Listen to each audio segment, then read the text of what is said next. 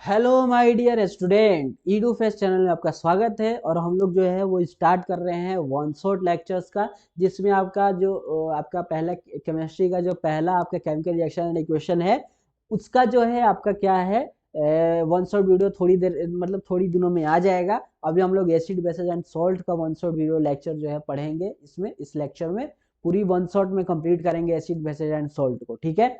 तो यार बने रहो, पूरी अपना एसिड बेसिस सॉल्ट को कंप्लीट करो, अपने एग्जाम में काफ़ी मदद मिलेगी। ये जितने भी मटेरियल मैं इस चैप्टर का लेके आया हूँ ना, इससे बाहर आपके एग्जाम में नहीं आने वाला है। यकीन मानो, पूरा लेक्चर देखो और उसके बाद प्रीवियस ईयर क्वेश्चन पेपर लगाओ। एक अगर क्वेश्चन आपसे छूट जाए ना, तो आप कमेंट करना कि सर एक क्वेश्चन जो है वो मेरा रह गया, नहीं बना। एक क्वेश्चन अगर छूट जाए तो ठीक है। चलो, तो मिलते हैं अब अपना लेक्चर्स में। चलो देखते हैं, आराम से पढ़ते हैं, सब चीज़ करेंगे, ठीक है।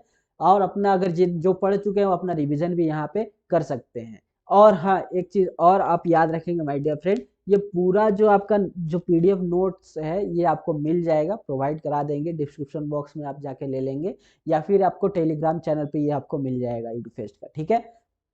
और एक चीज याद रखेंगे, आप कमेंट करके प्लीज बताएं, थोड़ा एक्टिव हो, आपके एग्जाम पास में आ गया है, कमेंट करके बताएं कि आपको अगला जो चैप्टर वन शॉट चाहिए वो आपका फिजिक्स का चाहिए, केमिस्ट्री का चाहिए। फिजिक्स का अगर कोई चैप्टर आपका रह गया है जो आप चाहते हैं कि यार वन शॉट में अपने क्लियर कर लें, और काफी डिटेल में वन शॉट में क्लियर कर लें, ताकि ऐसा वन शॉट मिले जिसमें कि हर एक टॉपिक जो इंपॉर्टेंट है वो आपको प्रोवाइड करा दिया जाए। और प्रीवियस ईयर जब पेपर लगाएं उस चैप्टर का, तो आपका एक भी क्वेश्चन ना रहे। अगर उस तरह का वन शॉट चाहिए, अगर किसी भी चैप्टर का, फिजिक्स से रिलेटेड, मैथ से रिलेटेड, केमिस्ट्री से रिलेटेड चाहिए, या फिर संस्कृत से रिलेटेड चाहिए, तो आपको जिस सब्जेक्ट से related one shot video lecture चाहिए, सिर्फ एसएसटी को छोड़ करके यार एसएसटी यहाँ पे अभी कोई टीचर नहीं है, ठीक है। तो आप जो है कमेंट करके बताएंगे, हम लोग उसको जल्द से जल्द बना करके आपके तक पहुंचाने का, प्रोवाइड करने का कोशिश कोशिश क्या, पूरी पूरी तरह से जी जान लगा के आपके पास प्रोवाइड कर देंगे, ठीक है। तो चलिए मिलते हैं अपने क्लास। तो आज मेरा गला थोड़ा ख़राब है, लेकिन अब वन शॉट जो है वो हम लोग रिकॉर्ड करके आपको जो है प्रोवाइड कराएं, क्योंकि आपका एग्ज़ाम का डेट शीट जो है वो आ गया है, ठीक है। तो देखो, ईडू फेस्ट चैनल आपका स्वागत है। वन शॉट हम लोग जो है वो आप कंप्लीट करेंगे, हर एक चैप्टर का आपको वन शॉट वीडियो लेक्चर जो है वो मिल जाएगा। पहला जो हम लोग का जो है केमिकल रिएक्शन वाला जो है चैप्टर, केमिकल रिएक्शन उसका वन शॉट वीडियो जो है मैं आपको प्रोवाइड करा दूंगा। लेकिन आज हम लोग जो है वो दूसरे चैप्टर से स्टार्ट करेंगे, एसिड बेसिस एंड सॉल्ट से, ठीक है। तो चलिए स्टार्ट करते हैं। तो देखिए, क्लास 10th का हमारा जो है वो रहेगा एक नोट से ये पूरे वन शॉट का। इससे बाहर जो है आपका इस चैप्टर से जितना मैं पढ़ाऊंगा, इससे बाहर आपका नहीं आने वाला है आपके एग्जाम में, ठीक है। तो सबसे पहले हम लोग देख लेते हैं इसमें इंडिकेटर किसको कहते हैं, ठीक है। तो सबसे पहले इंडिकेटर पे बात करेंगे। तो indicator are substance which indicate the acid और basic nature of the solution by the colour changes. यानी इंडिकेटर आपका एक सब्सटेंस है जो इंडिकेट करता है एसिडिक और बेसिक नेचर को। यानी कि जो भी आप सब्सटेंस जो है वो लिए हैं वो एसिडिक है या बेसिक है, उसको वो इंडिकेट करता है कैसे, कलर चेंज करके, ठीक है। कलर चेंज होता है, अगर कलर आपका ये मान लीजिए रेड आया तो वो एसिडिक शो करेगा, सपोज रेड मान लीजिए, अगर येलो आया तो वो बेसिक शो करेगा। इस तरह का कुछ जो है वो बिहेवियर अपना इंडिकेटर जो है वो शो करता है। तो हम लोग उससे पहचान जाते हैं कि वो एसिडिक नेचर शो कर रहा है या बेसिक नेचर शो कर रहा है, ठीक है। उसके बाद टाइप्स ऑफ जो है इंडिकेटर है, टाइप्स ऑफ इंडिकेटर, कितने टाइप्स के इंडिकेटर होते हैं। तो बहुत सारे टाइप्स के इंडिकेटर होते हैं जो कि हम लोग नीचे अभी पढ़ेंगे। जिसमें कि पहला इंडिकेटर क्या है, पहला इंडिकेटर हम लोग का है natural indicator. So natural indicator किसको कहते हैं sir? So indicator obtains from natural source, जो कि इंडिकेटर जो नेचुरल सोर्स से ऑब्टेन्ड हो, उसी को हम लोग नेचुरल इंडिकेटर कहते हैं। जैसे लिटमस पेपर हुआ, टर्मरिक हुआ, ठीक है, रेड कैबेज हुआ, चाइना रोज हुआ, और भी बहुत सी चीज़ें, ठीक है। Are some common natural indicators use widely to show the acidic और बेसिक बिहेवियर, ठीक है। किसी सब्सटेंस का वो एसिडिक और बेसिक बिहेवियर को जो है वो हमें बताते हैं। सो लिटमस पेपर का क्या है? सो लिटमस पेपर जो है वो ऑब्टेन होता है लीचेन से। लीचेन एक जो है वो पेड़ है, ठीक है, वहां से हम लोग लिटमस जो है वो ऑब्टेन करते हैं, ठीक है। तो क्या होता है, the solution of litmus is purple in colour. जो सोल्यूशन जो सोल्यूशन है लिटमस का वो पर्पल कलर का होता है, ठीक है। अब देखिए, लिटमस पेपर जो है कम्स इन टू कलर, दो कलर में जो है वो आपको होता है, एक ब्लू और एक रेड, ठीक है। अब ध्यान से समझिएगा, अगर आपका जो सोल्यूशन है वो ब्लू कलर का है, मान लीजिए ये सोल्यूशन जो है, ये सोल्यूशन जो है वो आपका ब्लू लिटमस पेपर मान लीजिए आपने ब्लू लिटमस पेपर लिया है, ठीक है, ब्लू लिटमस पेपर लिया है। वो लिटमस पेपर अगर आपने यहाँ पे जो सोल्यूशन है वो अगर एसिडिक सोल्यूशन है, ध्यान से समझिए, अगर ये सोल्यूशन एसिडिक है तो जो ब्लू लिटमस पेपर है वो कन्वर्ट हो जाएगा आपका रेड लिटमस में, और अगर रेड लिटमस पेपर है तो वो कन्वर्ट हो जाएगा ब्लू लिटमस पेपर है। कब? तो ब्लू लिटमस पेपर रेड में कन्वर्ट होगा कब? जब आपका सोल्यूशन एसिडिक होगा। और रेड लिटमस ब्लू में कन्वर्ट होगा कब? जब आपका सोल्यूशन बेसिक होगा। तो ये आपका जो है लिटमस पेपर जो है वो अपना बिहेवियर ऐसे शो करता है, एसिडिक और बेसिक को, एसिड और बेस को पहचानने के लिए। देन उसके बाद नेक्स्ट है आपका टर्मरिक, जिसको हल्दी कहते हैं हम लोग। सो टर्मरिक का क्या है, कैसे, अब उसको देख लेते हैं। ठीक है, ये पेन चल नहीं रहा है, एक सेकेंड फ्रेंड। हाँ, ठीक है। So turmeric is another natural indicator होता है, अभी मैंने आपको बताया। Turmeric is yellow in colour. आपको पता है हल्दी कैसा कलर होता है, येलो होता है। सो टर्मरिक सोल्यूशन और पेपर टर्न रेडिश ब्राउन। अगर आपका टर्मरिक सोल्यूशन है, यानी हल्दी का एक सोल्यूशन नहीं है, ये आपका इसमें पानी है, इसमें आपने हल्दी जो है वो ऊपर से मिलाया, ठीक है, अब ये पूरा पानी जो है हल्दी मिलाने से येलो हो गया है। अब जैसे ही हम इसमें बेसिक सॉल्यूशन, यानी जैसे हमने इसमें सरफ मिला दिया, ठीक है, सरफ एक बेस है, ठीक है, तो जैसे हमने इसमें सरफ मिलाया, डिटर्जेंट मिलाया, तो वो जो कलर है वो हम देख रहे हैं कि वो रेड कलर का हो गया। यानी कि जैसे ही हमने बेसिक सोल्यूशन इसमें ऐड किया टर्मरिक में, तो वो जो है वो रेडिश ब्राउन कलर का हो जा रहा है, ठीक है, विद कब, बेस जब हम ऐड कर रहे हैं उसमें, ठीक है। Turmeric does not change with A colour acid, यानी हमने जब बेस मिलाया तो ये तो पूरा रेड कलर हो गया, जैसे हमने इसमें बेस मिलाया तो ये रेड सोल्यूशन में कन्वर्ट हो गया। लेकिन वहीं पर हम यहाँ पे जो है ये आपका टर्मरिक सोल्यूशन है और इसमें एसिड मिला रहे हैं, एसिड मिला रहे हैं, तो हम देखेंगे कोई चेंज नहीं हुआ, ठीक है, तो हम समझ जाएंगे कि हमारे जो हाथ में सब्सटेंस है वो एसिडिक सब्सटेंस है। देन रेड कैबेज का देखते हैं, रेड कैबेज का क्या है। सो रेड कैबेज, रेड कैबेज के बारे में पढ़ेंगे अब। The juice of red cabbage, red cabbage का जो जूस है ओरिजिनली पर्पल कलर का होता है। सो रेड कैबेज टर्न्स रेडिश, यानी रेड कैबेज जो है वो पर्पल कलर से अगर रेडिश में आ गया तो समझिए हमने जो उसमें चीज़ मिलाया है वो एसिडिक है। और अगर ग्रीन हो गया तो समझिए हमने उसमें जो चीज़ मिलाया है वो कैसा है, वो बेसिक सोल्यूशन है। चलिए, तो ये आपका हम लोग का पूरा लिटमस का जो है नेचुरल इंडिकेटर का जो है हम लोगों ने सारा तीन तीन इंडिकेटर के बारे में पढ़ा, ठीक है। अब उसके बाद ऑल्फैक्टरी इंडिकेटर के बारे में हम लोग पढ़ेंगे। देखिए माय डियर फ्रेंड, ये वन शॉट वीडियो है, तो वन शॉट में आपका जो हम लोग काफ़ी ज़्यादा मतलब कि आपस में बात नहीं कर सकते हैं, ठीक है, बात कर सकते हैं लेकिन बात करने का मतलब है कि हम लोग टाइम वेस्ट कर रहे हैं, ठीक है। तो इससे अच्छा है कि जितना जल्दी हो सके हम लोग अपना चैप्टर को कंप्लीट करें, ताकि आपको भी जो है ये वीडियो देखने में जो है वो ज़्यादा मतलब कि टाइम ना बर्बाद हो। इसलिए मैं आपसे ज़्यादा बात नहीं कर रहा हूँ, मैं सिर्फ पॉइंट टू पॉइंट जो भी हम मटेरियल लेके आए हैं, जो भी कंटेंट लेके आए हैं, उसको बस मैं सोच रहा हूँ कि कितने कम समय में आपको पढ़ा दें, कितने कम समय में कंप्लीट कर दें, ताकि आपका टाइम बचे और पूरा चैप्टर भी जो है वो कंप्लीट हो जाए, ताकि वो लोग जो अभी तक कुछ नहीं कंप्लीट किए हैं उनका एटलीस्ट कुछ ना कुछ तो हो ही जाए। तो दूसरा है ऑल्फैक्टरी इंडिकेटर। अब ऑल्फैक्टरी इंडिकेटर किसको कहते हैं, तो ऐसा substance which change their smell, यानी ऑल्फैक्टरी, ऑल्फैक्टरी हो गया आपका जो स्मेल से हम लोग जो है वो उसको डिटेक्ट करते हैं कि वो एसिडिक है या बेसिक है।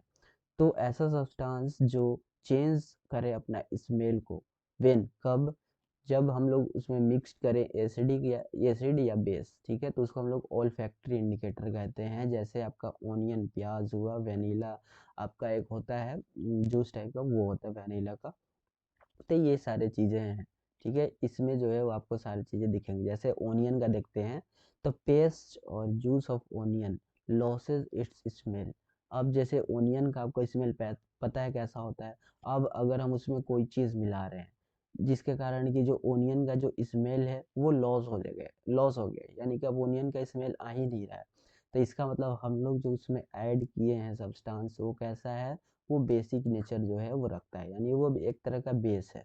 और it does not change it smell, और अगर वो अपना स्मेल चेंज नहीं कर रहा, ओनियन स्मेल आ ही रहा है, यानी हमने जो उसमें सब्सटेंस मिला है वो कैसा है, वो एक एसिडिक सब्सटेंस है।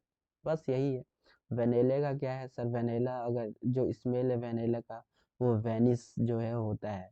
अगर वेनिला का स्मेल वेनिस हो जाए, समझिए हम लोग उसमें कैसा बेस मिलाए हैं, उसमें हम लोग जो है जो भी चीज़ मिलाए हैं वो बेस मिलाए हैं। और जो स्मेल है अगर वैनिश ना हो, ठीक है, तो समझिए हम लोग उसमें क्या मिलाए हैं, उसमें हम लोग एसिड मिलाए हैं। अब हमें ये समझने का ज़रूरत नहीं है कि सर वैनिश क्या होता है, वैनिश क्या नहीं होता है।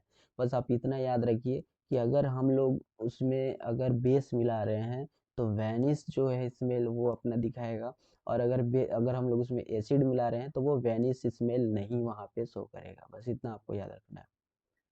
Olfactory indicators are used to ensure the participant of visual impaired student in the laboratory। ये आपके काम का नहीं है। देन नेक्स्ट आगे बढ़ते हैं। इस टेबल को याद रखिएगा। इस टेबल में आपको रेड कैबेज का दिया है, ब्लू लिटमस का दिया है, टर्मरिक का दिया है, रेड कैबेज जूस का दिया है, फिनोल्फेनिन का दिया है और मिथाइल ऑरेंज का दिया है। यहाँ से आपका एक क्वेश्चन जो है वो बना ही बना है, एक क्वेश्चन यहाँ से आपका आएगा ही, ठीक है। तो रेड रेड लिटमस का जो ओरिजिनल कलर है वो रेड है, ठीक है। ब्लू लिटमस का ओरिजिनल कलर ब्लू है, टर्मरिक का ओरिजिनल कलर येलो है, रेड कैबेज का ओरिजिनल कलर पर्पल है, फिनोल्फेनिन का कलरलेस होता है, आपको पता है, और मिथाइल ऑरेंज का ऑरेंज कलर होता है। अगर हम उसको एसिड में मिलाएंगे तो ये सारे कलर जो है वो शो करेगा। अगर हम लोग उसको बेस में मिलाएंगे तो ये सारे जो है वो कलर शो करेगा। इसको आप लोग रट लीजिए। इस सब चीज़ों को जो है आप लोग क्या कर लें, लर्न कर लें, याद कर लें, ठीक है। चलिए नीचे भी है। ओनियन से जो है क्या है, ओनियन का ओरिजिनल कलर आपको पता नहीं क्या होता है, यहाँ पे Na लिखा है और वेनिला का भी Na लिखा है, ठीक है। और लेकिन अगर जैसे हम लोग उसको एसिड में मिलाते हैं तो दोनों नो चेंज दिखाते हैं, और जैसे हम लोग उसको बेस में मिलाते हैं तो दोनों का वेनिश कलर जो है वो आता है। चलिए उसके बाद सिंथेटिक इंडिकेटर क्या है सर जी, सिंथेटिक इंडिकेटर क्या है। सो synthetic indicator are synthesized in the laboratory, यानी लेबोरेटरी में हम लोग इस तरह का इंडिकेटर जो हम लोग बनाते हैं, ठीक है, जो कि सिंथेटिक इंडिकेटर हम लोग उसको कहते हैं। जैसे फिनोल्फेनिन हुआ, मिथाइल ऑरेंज हुआ, और भी बहुत सी चीज़ें आपको आ जाएंगे, बट आपको यही दो चीज़ें याद रखनी है। फिनोल्फेनिन का भी हम लोग देखें कलरलेस होता है, ओरिजिनल कलर, लेकिन जैसे हम लोग एसिड में डालते हैं तो वो कलरलेस ही शो करता है, लेकिन जैसे हम लोग उसको बेस में डालते हैं तो वो पिंक कलर का हो जाता है। उसी तरह से methyl orange original colour orange ही होता है, जैसे हम लोग उसको एसिड में डालते हैं तो रेड हो जाता है, ठीक है, और जैसे हम लोग उसको बेस में डालते हैं तो येलो हो जाता है।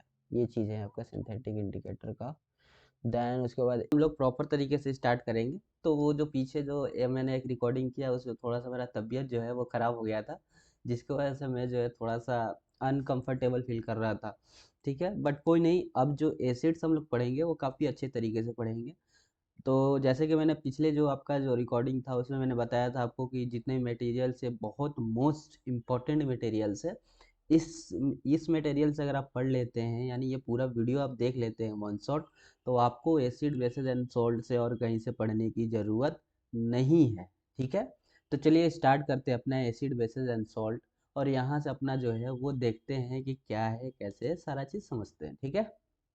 तो देखिए पहला जो हम लोग का यहाँ पे होगा एसिड, ठीक है। तो एसिड के बारे में सबसे पहले देख लेते हैं क्या है एसिड। तो acid are the source in taste, यानी एसिड जो है वो एक टेस्ट का सोर्स है। जैसे कि ब्लू जो अगर लिटमस पेपर है तो उसको रेड में कन्वर्ट कर देगा, and dissolve in water to release hydrogen gas. यानी कि आपका लिटमस पेपर जो है, ये लिटमस पेपर अगर ब्लू कलर का है, ये ब्लू कलर का है, तो इसको ये कन्वर्ट कर देगा रेड में अगर एसिड सोल्यूशन में डाल दीजिएगा तो, ठीक है। और अगर आपने वाटर में, यानी कि ये कंटेनर है, इस कंटेनर में आपने वाटर रखा है, इसमें ये वाटर रखा है, तो इस वाटर में जैसे ही आप एसिड को इंसर्ट कीजिएगा, एसिड को इंसर्ट कीजिएगा, एसिड को, तो आपका क्या होगा, इसमें से H प्लस आयन जो है वो क्या करेगा, डिजोल्व करेगा, यानी कि H प्लस आयन जो है वाटर में डिजोल्व होगा, सॉरी रिलीज होगा, डिजोल्व नहीं रिलीज होगा, ठीक है। तो ये सारे चीज़ें एसिड का जो है आपका एग्जाम्पल, मतलब कि डेफिनेशन आप वहाँ पे बता सकते हैं अपने एग्जाम में। जैसे एग्जाम्पल है सल्फ्यूरिक एसिड, ये H2SO4 इसका फार्मूला होता है, आपके एग्जाम में पूछ लेगा एमसीक्यू में H2SO4 का क्या नाम है, या फिर सल्फ्यूरिक एसिड का जो है आप बताइए फार्मूला क्या होता है, तो H2SO4। Acetic acid CH3COOH, nitric acid HNO3, ये सारे एग्जाम में आपके पूछे हुए क्वेश्चन हैं। अब देखते हैं प्रॉपर्टीज क्या है एसिड का। तो पहला है एसिड्स हैव ए सोर टेस्ट, एसिड का सोर टेस्ट होता है। दूसरा है turns blue litmus paper, blue litmus paper sorry turns blue litmus to red, यानी ब्लू लिटमस को रेड में कन्वर्ट कर देता है। एसिड सोल्यूशन जो है वो इलेक्ट्रिसिटी को कंडक्ट करता है। और तीसरा है वो H प्लस आयन को जो है वो वाटर सोल्यूशन में H प्लस आयन रिलीज करता है। ये इसका प्रॉपर्टी हो गया। अब उसके बाद माय डियर फ्रेंड अब पढ़ेंगे organic acid and their source, यानी ऑर्गेनिक एसिड का मतलब कौन कौन से होते हैं और वो कहाँ से पाए जाते हैं, उनके सोर्स भी जो हम लोग देखेंगे। तो देखिए इस तरफ जो है इस टेबल को आप याद कर लीजिए, यहाँ से क्वेश्चन बहुत बार पूछा गया है। तो इस तरफ जो है वो आपका एसिड दिया है और इस तरफ आपको सोर्स दिया है कि वो कहाँ कहाँ मिलते हैं। जैसे एसिटिक एसिड आपको विनेगर में मिलते हैं, जो एस्कॉर्बिक एसिड है वो आपको गुआवा या फिर आंवला जो आंवला होता है उसमें मिलता है। साइट्रिक एसिड आपको पता है लेमन में, ऑरेंज में, और भी जो खट्टे फ्रूट्स होते हैं, जो और भी खट्टे जो फल होते हैं उसमें मिलते हैं। लैक्टिक एसिड भाई दूध में मिलता है या फिर दही में मिल जाएगा आपको। मिथेनोइक एसिड एंड जो हम लोग को काट देती हैं, चूटियाँ जो काटती हैं, ठीक है, या नेटल स्ट्रिंग्स में जो काटते हैं वो लोग में जो है आपको मिथेनोइक एसिड पाया जाता है। ये सारे क्वेश्चन पूछे हुए हैं आपके एग्जाम में माय डियर फ्रेंड, याद रखिएगा। ऑक्जेलिक एसिड टोमेटो में होता है और टार्टेरिक एसिड जो है वो टमरिंड में होता है, ठीक है, टार्टरिक एसिड। चलिए तो इतने सारे आपको याद रखिएगा, ये जो इंपॉर्टेंट टेबल्स है इसको आप याद रखेंगे। देन उसके बाद टाइप्स ऑफ एसिड्स, अब एसिड्स के टाइप्स देखेंगे तो क्या है। पहला है acids are two types, acid के दो टाइप्स होते हैं, पहला नेचुरल एसिड और दूसरा mineral acid. So natural acid किसको कहते हैं my dear friend, acid which have obtain from natural source, यानी ऐसा एसिड जो नेचुरल सोर्स से हमें मिले उसे नेचुरल एसिड कहते हैं या ऑर्गेनिक एसिड उसको कहते हैं। जैसे मिथेनोइक एसिड हो गया, एसिटिक एसिड हो गया, ऑक्जेलिक एसिड हो गया, ये सारी चीज़ इनका सोर्स मैं बता रखा हूँ ऊपर टेबल में, आप याद रखेंगे। देन उसके बाद क्या है my dear friend, minerals acid. Minerals acid कहाँ पाए जाते हैं, पहले इनका डेफिनेशन देखेंगे। तो acid that are prepared from minerals, जो ऐसा एसिड जो मिनरल्स में पाए जाते हैं या मिनरल से निकाले जाते हैं उनको हम लोग कहते हैं मिनरल्स एसिड। जैसे इन और इसको इनऑर्गेनिक एसिड भी कहते हैं, या फिर मैनमेड एसिड जो हुआ ये सारे मिनरल्स एसिड हो जाएंगे। सिंथेटिक एसिड ये सारे मिनरल एसिड हो जाएंगे। जैसे हाइड्रोक्लोरिक एसिड हो गया, सल्फ्यूरिक एसिड हो गया, नाइट्रिक एसिड हो गया, कार्बोनिक एसिड हो गया, फॉस्फोरिक एसिड हो गया, ये सारे मैनमेड हैं या फिर कहीं इनऑर्गेनिक तरीके से पाए जाते हैं या फिर कहीं सिंथेटिक एसिड से पाए जाते हैं। ये सारे चीज़ें आपको मिनरल एसिड में हो जाएंगे। चलिए तो हमारा वहाँ तक एसिड का वो सारे चीज़ कंप्लीट हुआ, उम्मीद है आपको समझ में भी आया होगा। और इसका नोट्स जो है आपके बनाने का जो है ज़रूरत नहीं है, मैं इसका पीडीएफ दे दूंगा, आप वहाँ से रिवीजन आप कर लेंगे, ठीक है। उम्मीद है इतना आपको चीज़ समझ में आ गया होगा। देन अब बढ़ते हैं हम लोग आगे केमिकल प्रॉपर्टीज, एसिड का केमिकल प्रॉपर्टीज पे। तो पहला है reaction of acids with water, यानी कि एसिड जो है अगर सॉरी विथ मेटल, वाटर नहीं मेटल के साथ। अब अगर एसिड मेटल के साथ रिएक्ट करेगा तो क्या फॉर्म होगा, अब उसके बारे में हम लोग सबसे पहले देखेंगे। तो क्या है, acid give hydrogen gas along with respective salts, यानी कि एसिड जो है वो हाइड्रोजन गैस हमें देगा, यानी कि जब हम एसिड का रिएक्शन मेटल के साथ करेंगे तो वो हमें सबसे पहले सॉल्ट बना के देगा और हाइड्रोजन गैस को वो इवॉल्व कर देगा यानी बाहर निकाल देगा। जैसे आप यहाँ देख सकते हैं मेटल को जब हमने एसिड के साथ रिएक्शन किया तो वो हमें सॉल्ट और हाइड्रोजन गैस जो है वो दे दिया।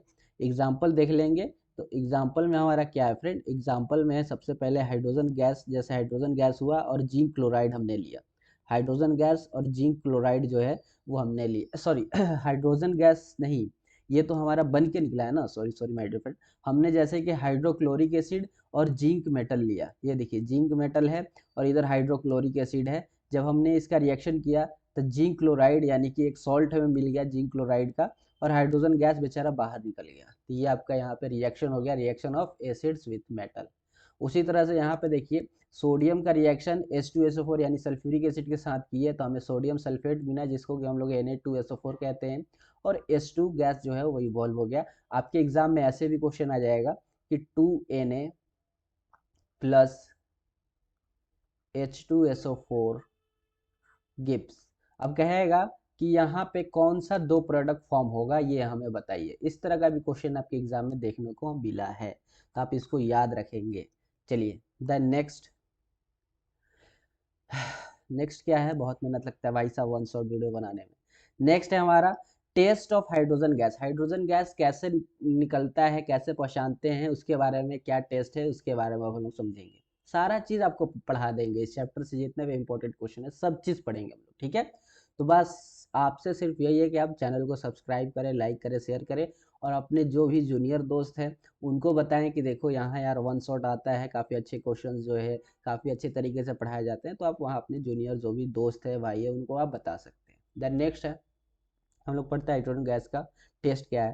तो गैस इवॉल्व आफ्टर रिएक्शन, यानी रिएक्शन के बाद जो गैस इवॉल्व यानी खोलता हुआ या फिर निकलता हुआ जो हमें दिखता है एसिड में, विथ जब हम लोग उसको मेटल के साथ रिएक्शन करते हैं, tested by bringing a lighted candle near it, यानी कि एक आप जो है कैंडल ले जाएं, जो भी आपने एसिड का रिएक्शन किया, मान लीजिए इस बीकर में आपने जो है यहाँ पे इसमें एसिड है, इसमें आपने मेटल डाला, यहाँ पे रिएक्शन हो रहा है और यहाँ से इस तरह से ऐसे गैस निकल रहा है, ठीक है। आपने एक कैंडल उठाया, ये कैंडल उठाया, ये यहाँ पे जल रहा है। जैसे आप इसको इसके सामने ले जाएंगे तो यहाँ पे एक पॉप साउंड सुनाई देगा, पट पट पट पट, इस तरह का साउंड जो है वो सुनाई देगा, ठीक है, पॉप साउंड सुनाई देगा।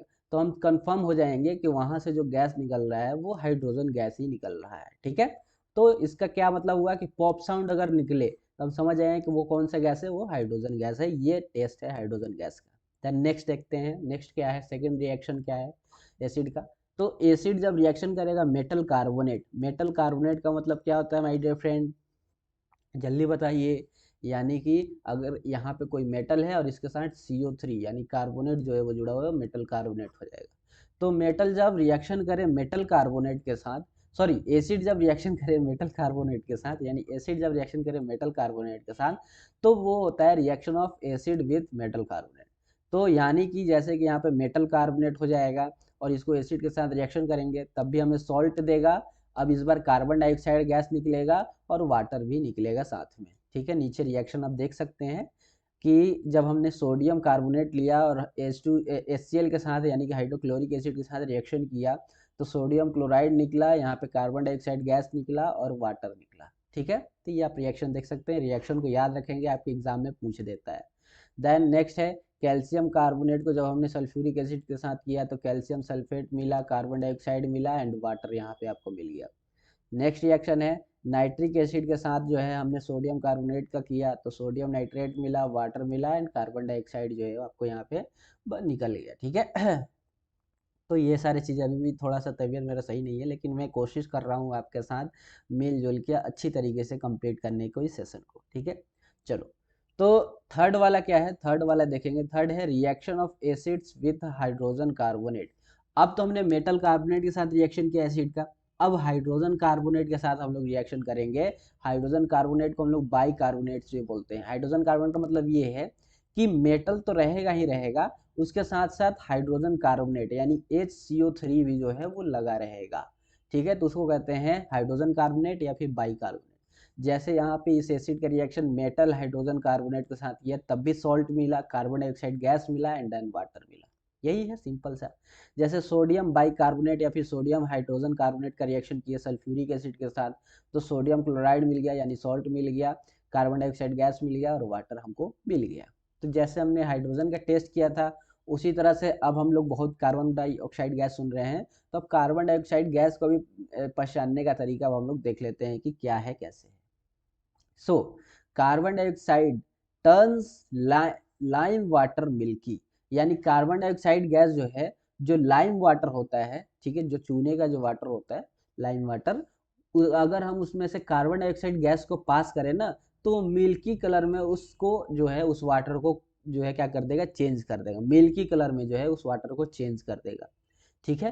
तो वेन पासेड थ्रू इट, जैसे ही हम लोग उसको पास करते हैं, देखते हैं जैसे कि हमने वो जो चूना होता है चूना, ठीक है, बहुत बड़े बड़े जो बोरी में चूने होते हैं, जैसे उसको हम लोग वाटर में जो है मिलाते हैं, ठीक है, वाटर मिलाते हैं तो वह मिल्क कलर का हो जाता है, ठीक है, वाइट कलर का हो जाता है। तो वही कह रहा है, यानी कि वहां से और वहां से जो गैस निकलता है वो कार्बन डाइऑक्साइड गैस होता है। देखिएगा आप कभी भी आपके घर में चूना सब होता ही होता है ना, तो पानी में, बाल्टी में पानी रहता है, उसमें जैसे हम लोग चूना मिलाते हैं तो वहाँ से धुआं निकलता है, जो वो कार्बन डाइऑक्साइड गैस होता है, और वो पूरा जो होता है ना, पूरा जो सोल्यूशन है वो वाइट हो जाता है, मिल्क कलर का हो जाता है। तो हम समझ जाते हैं वहाँ पे कौन सा है, कार्बन डाइऑक्साइड गैस बाहर निकल रहा है, और वो जो भी वो लाइम वाटर है उसको मिल्की कलर में चेंज कर देता है। इस कैरेक्टर से हम लोग क्वेश्चन जाए कि वो कौन सा गैस है, कार्बन डाइऑक्साइड गैस है।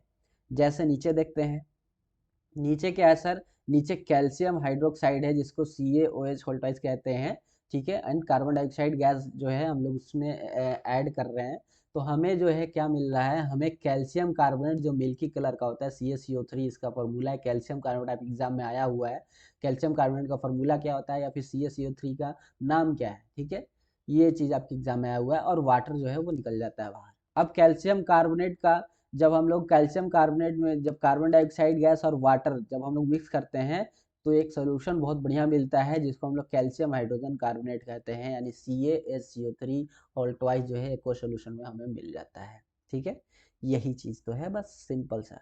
But when excess of carbon dioxide is pass through lime water, अब एक चीज़ और ध्यान रखिएगा यहाँ पे, ये नोट सोल्यूशन यहाँ पे नोट लगा लीजिएगा कि अगर आपने एक्सेस में कार्बन डाइऑक्साइड गैस को पास करवाया इस लाइम वाटर में, ठीक है, जैसे ही आपने एक्सेस में आपने पास करवाया इस लाइम वाटर में कार्बन डाइऑक्साइड गैस को, तो क्या हो जाएगा, इट क्या हो जाएगा, नीचे देखते हैं सर, तो makes milky colour of lime water disappear, तो जो मिल्की कलर उसमें बना हुआ था उस सोल्यूशन में वो अपने आप गायब हो जाएगा। समझ गया क्या, यानी कि जैसे ही हम लोग जो है वो लाइम वाटर में अगर ज्यादा मात्रा में कार्बन डाइऑक्साइड गैस को पास करवाया तो जो मिल्की कलर का सोल्यूशन था वो मिल्की कलर डिसअपियर यानी गायब हो जाएगा। क्या हो जाएगा सर जी, गायब हो जाएगा, गायब, गायब हो जाएगा, ठीक है। दिस हैपन बिकॉज, क्योंकि of formation of calcium hydrogen carbonate, क्योंकि जो फॉर्मेशन है कैल्शियम हाइड्रोजन कार्बोनेट का यानी CaHCO3 का, CaHCO3 होल ट्वाइस का जो यहाँ पे फॉर्मेशन है, as calcium hydrogen carbonate is soluble in water, तो जो कैल्शियम हाइड्रोजन कार्बोनेट है, ये जो कार्बोनेट है ये वाटर में सोल्यूबल होता है, और वाटर में सोल्यूबल होने के कारण जो मिल्की कलर है, मिल्की कलर का जो सोल्यूशन है वो गायब हो जाता है। अगर आपको किसी बच्चे को अगर नहीं समझ में आया ये डेफिनेशन तो प्लीज़ आप इसे रट लें, क्योंकि आप समझाने का टाइम भी नहीं है, क्योंकि बहुत सारे चैप्टर्स हमें कंप्लीट भी करने हैं, इसलिए मैं जल्दी जल्दी चल रहा हूँ। या फिर आपके पास एक बहुत अच्छा ऑप्शन है, आप वीडियो को जब तक नहीं समझ में आ रहा बैक कर करके और आप ये चीज़ बार बार सुन सकते हैं। मुझे उम्मीद है क्योंकि मैं बहुत अच्छी तरीके से समझाया हूँ, जो समझ रहे हैं बच्चे उनको काफ़ी एक ही बार में समझ में आ गया होगा। जिनको नहीं समझ में आया मैं उनको बता रहा हूँ, जिनको नहीं समझ में आया वो एक दो बार जो है दोबारा से इस चीज़ को सुन लें, ठीक है। हम लोग आगे बढ़ते हैं, ठीक है, बिना लेट करते हुए, क्योंकि बहुत सा चीज़ें अभी हम लोग को पढ़ने हैं इस चैप्टर में। सो कॉमन एसिड क्या होता है, ठीक है, देख लेते हैं। एसिड गिव्स हाइड्रोजन गैस, ये तो सबको पता है कि एसिड जो है हमें H+ आयन या फिर हाइड्रोजन गैस जो है वो देता है। When they react with metal, जैसे हम लोग रिएक्ट करते हैं मेटल के साथ, this show that all acids contain hydrogen, ये शो करता है कि सारे एसिड जो है वो हाइड्रोजन कंटेन करते हैं। जैसे हाइड्रोक्लोरिक एसिड में देखिए हाइड्रोजन लगा है, सल्फ्यूरिक एसिड में देखिए हाइड्रोजन लगा है, नाइट्रिक एसिड में देखिए हाइड्रोजन लगा है। ये मतलब ये कॉमन एसिड का मतलब ये है कि एसिड में क्या चीज़ कॉमन रहता है, तो हाइड्रोजन जो है वो कॉमन रहता है। ये एग्जाम में आपके एक नंबर में आ सकता है। Then next, when an acid dissolve in water, acid को हम लोग वाटर में जब डिजोल्व करेंगे, इट डिसोसिएट हाइड्रोजन, ये तो सबको पता है यार, H+ आयन डिसोसिएट बाहर कर देता है। The dissociation of hydrogen ions in aqua solution is a common property of all acid, यानी कि जो भी उस सॉल्यूशन से बाहर निकला है वो पूरे एसिड में कॉमन रहता है, यानी H+ जो है सारे एसिड में कॉमन रहता है। Because of the dissociation of hydrogen ion in aqua solution and acid shows acidic behaviour, यानी कि जो एसिड अगर हम लोग जो है H+ आयन जो है उस एक्वा सोल्यूशन से बाहर निकल रहा है, तो हम लोग कहते हैं कि जो एसिडिक जो सॉरी जो एसिड है वो एसिडिक बिहेवियर को शो करता है। नहीं समझ में आया, नहीं समझ में आया सर, ये कह रहा है इतने दूर का लाइन, इतने दूर का लाइन ये कह रहा है कि because the dissociation of H+ ion, यानी कि H+ आयन का जो एक्वा सोल्यूशन से जो H+ आयन निकल रहा है उस एसिड से, वो शो कर रहा है कि वो एसिडिक बिहेवियर नेचर शो कर रहा है, क्योंकि एसिडिक बिहेवियर तभी शो करेगा जब किसी सॉल्यूशन से H+ आयन निकल रहा हो। ठीक है, यानी डिसोसिएट हो रहा हो। एग्जाम्पल में देखेंगे तो हाइड्रोक्लोरिक एसिड को, जो हाइड्रोक्लोरिक एसिड जो है वो टूटेगा H प्लस आयन में और Cl माइनस आयन में। यहाँ पे जो एसिटिक एसिड है यानी CH3COOH आयन है, ये टूटेगा आपका CH3COO माइनस में और H प्लस आयन, क्योंकि एसिड है तो H प्लस आयन तो भाई साहब निकलेगा ही निकलेगा। ये सारी चीजें हैं। अब देखते हैं एसिड का स्ट्रॉन्ग एसिड किसे कहते हैं और वीक एसिड किसे कहते हैं। उम्मीद है आप लोगों को समझ में आ रहा होगा, मजा भी आ रहा होगा कि भाई साहब हम लोग वन शॉट में जो है वो वीडियो को कंप्लीट करेंगे एसिड बेसेस एंड सॉल्ट को, जो कि काफी बड़ा चैप्टर है अपने आप में। ठीक है, चलिए। सो स्ट्रॉन्ग एसिड किसे कहते हैं my dear friend? An acid which is completely ionised in water and produce H plus is called strong acid. यानी ऐसा एसिड जो वाटर में पूरी तरह से डिजोल्व हो जाए, यानी उसका कुछ बचे ही ना, कुछ भी ना बचे। ठीक है, तो उसे हम लोग कहते हैं क्या? Strong acid. जैसे हाइड्रोक्लोरिक एसिड में देखें तो जैसे हाइड्रोक्लोरिक एसिड में देखें कि जो यहाँ पे मतलब स्ट्रॉन्ग एसिड समझ में आया कैसे होगा? वो पूरी तरह से डिजोल्व होने का मतलब, पूरी तरह से डिजोल्व होने का मतलब ये है कि उसका हाइड्रोजन नहीं दिखना चाहिए भाई साहब। जैसे अगर हम यहाँ पे ही बात करें, ये HCl का, देखिए हाइड्रोजन आयन पूरी तरह से निकल गया है इस क्लोरीन से, पूरी तरह से निकल गया है इस क्लोरीन से। यानी हाइड्रोजन यानी HCl जो है वो एक स्ट्रॉन्ग एसिड है। कैसा एसिड है? स्ट्रॉन्ग एसिड है। और वहीं पर अगर मैं एसिटिक एसिड का बात करूं, ये CH3COOH इसका बात करूं, तो भाई साहब देखो यहाँ पे CH3COO माइनस, यानी कि यहाँ पे H लगा हुआ है, सिर्फ H प्लस आयन, एक ही mole of H plus ion बाहर निकला है, बाकी H जो है वो पूरे के साथ है ही, यानी यहाँ पूरी तरह से डिजोल्व नहीं हुआ H प्लस आयन। यानी सर जी हमें पता चल गया ये एक वीक एसिड है। बस यही आपका है स्ट्रॉन्ग एसिड और वीक एसिड का डेफिनेशन। सो उम्मीद है समझ गए होंगे। सो HCl यहाँ पे आपका कैसा स्ट्रॉन्ग एसिड है, H2SO4 ऐसा कैसा है यहाँ पे स्ट्रॉन्ग एसिड है। नाइट्रिक एसिड यानी HNO3 कैसा यहाँ पे स्ट्रॉन्ग एसिड है। वीक एसिड का सेम वही है जो पार्शियली आयोनाइज्ड हो वाटर में H प्लस आयन, और वो प्रोड्यूस करता हो बहुत कम मात्रा में हाइड्रोजन आयन को। ठीक है, उसको कहते हैं वीक एसिड, जैसे एसिटिक एसिड और कार्बोनिक एसिड आपका हो गया। चलिए, so when a concentrated solution of acid is diluted by mixing water, then the concentrated of hydrogen ion H plus ion and hydronium जो है वो CH3O minus per unit volume decreases।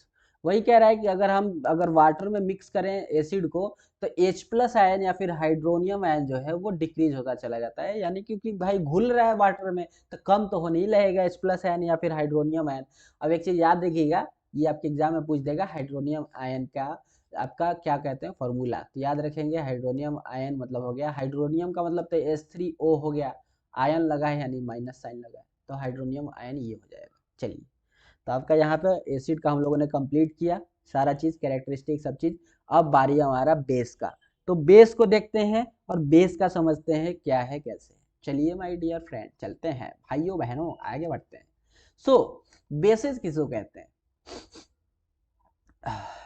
Basis किसे कहते हैं माय डियर फ्रेंड?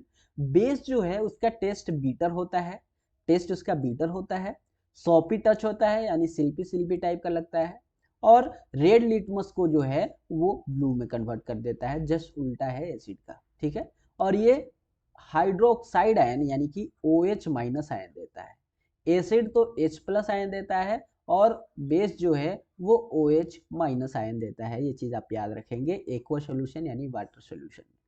जैसे example में ले ले कॉस्टिक सोडा, इसका भाई फॉर्मूला याद रखना तुम लोग, कॉस्टिक सोडा का पूछ लेता है भाई, एक एक नंबर में पूछ लेता है। कॉस्टिक सोडा का बताइए फॉर्मूला, तो यार सिंपल सा कॉस्टिक सोडा यानी सोडियम हाइड्रोक्साइड होता है, NaOH होता है। कैल्शियम हाइड्रोक्साइड यानी CaOH whole twice. Potassium hydroxide जिसको हम लोग कॉस्टिक पोटास भी बोलते हैं, ये भी इंपॉर्टेंट है, इसको भी आप याद रखेंगे। ये भी इंपॉर्टेंट है, इसको भी आप याद रखेंगे। ठीक है, और इसका ये नाम खास करके याद रखेंगे, कॉस्टिक सोडा और कॉस्टिक पोटास। पोटास लगा यानी पोटेशियम यानी KOH जो है आपका यहाँ पे हो जाएगा। चलिए प्रॉपर्टीज देख लेते हैं बेसिस का। बेसिस का प्रॉपर्टीज क्या क्या है? पहला है बीटर टेस्ट होता है, सॉपी टच होता है, रेड लिटमस को ब्लू में कन्वर्ट करता है, इलेक्ट्रिसिटी को कंडक्ट करता है सॉल्यूशन में, और ये OH माइनस को जो है वो रिलीज करता है एक्वा सॉल्यूशन में।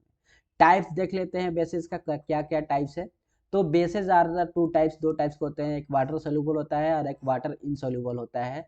जो द हाइड्रोक्साइड ऑफ अल्कली या alkaline earth metal are soluble, in water, यानी हाइड्रोक्साइड जो अल्कली मेटल है, अल्कली मेटल का हाइड्रोक्साइड या फिर अल्कली मेटल का हाइड्रोक्साइड जो है, अर्थ मेटल का हाइड्रोक्साइड जो है वो सोल्यूबल होता है वाटर में, उसको हम लोग अल्कली कहते हैं। क्या कहते हैं, यानी OH जो वाटर में सोल्यूबल हो, OH माइनस जो वाटर में सोल्यूबल हो, उसको हम लोग अल्कली मेटल कहते हैं। कौन सा मेटल कहते हैं, सिंपल सा भाषा में अगर बोले तो अल्कली मेटल उसको कहेंगे जिसमें हाइड्रोक्साइड आयन जो है या फिर अल्कलीन अर्थ मेटल जो है वो सोल्यूबल हो पूरी तरह से वाटर में, उसको कहेंगे। जैसे आपका सोडियम हाइड्रोक्साइड एक अल्कली मेटल है, मैग्नीशियम हाइड्रोक्साइड एक अल्कली मेटल है, कैल्शियम हाइड्रोक्साइड जो है वो एक अल्कली मेटल है, ये सारे अल्कली मेटल हैं। और स्ट्रॉन्ग बेस भी है, स्ट्रॉन्ग बेस इसलिए है क्योंकि OH माइनस पूरी तरह से इनमें से डिजोल्व होता है, पूरी तरह से बाहर निकल जाता है, इसलिए ये स्ट्रॉन्ग एसिड है, सॉरी स्ट्रॉन्ग बेस है, एसिड नहीं स्ट्रॉन्ग बेस है। चलिए अब हम लोग माय डियर फ्रेंड आगे बढ़ते हैं। चचा अब आगे बढ़े हैं तो chemical properties of basis, chemical properties of base का केमिकल प्रॉपर्टीज देख लेते हैं क्या क्या है।